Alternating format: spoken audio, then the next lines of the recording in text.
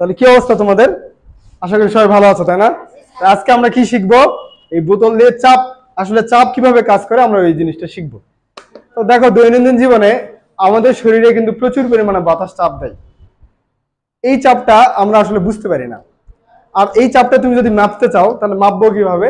ধরে নাও একটা হাতি, বড় একটা হাতি তোমার উপরে রাখছি, তাহলে ওই হাতির রাখার পর তোমার শরীর যে চাপটা অনুভব করবে, তোমার শরীর যে চাপটা অনুভব করবে, ওই চাপটাই হচ্ছে বাতাস চাপ দেয়।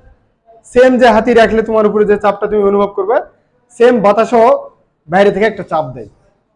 তাহলে এই চাপটা আমরা বুঝতে পারি না কি জন্য?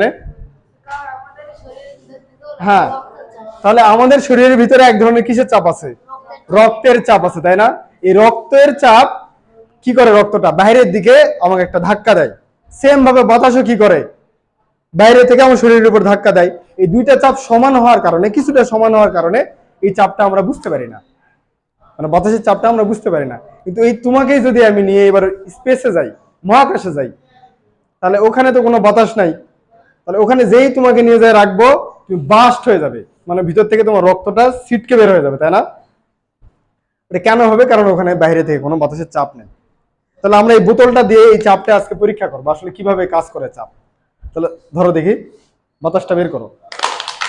তাহলে দেখো এখানে বোতলটা কি হয়ে গেল? চুপসে গেল না? কিভাবে চুপসে গেল? ওই যখন মুখ দিয়ে বাতাসটা টান দিছে, তখন ভিতরে বাতাসটা ওর মুখে চলে গেছে, তাই না? এর ভিতর তার বাতাস নাই। বাইরে থেকে বাতাসটা তখন করছে কি, বোতলের উপর চাপ দিয়ে একবারে চুপসে দিছে। কারণ ভেতরে যখন এমনি স্বাভাবিক অবস্থায় ভিতরে তো বাতাস আছে, ভিতরে বাতাসটা কি করে? বাইরের দিকে একটা চাপ দেয়। আবার সেম ভাবে বাইরের বাতাসও চাপ দিচ্ছে। তাহলে দুইটা চাপ সমান হওয়ার কারণে বোতল এইভাবে স্বাভাবিকভাবে থাকে। কিন্তু যখনই মুখ দিয়ে বাতাসটা বের করে নিল, ভিতরে বাতাস তো আর নাই, তখন বাইরের বাতাসটা করলো কি, বোতলে চাপ দিয়ে চুপসে দিল।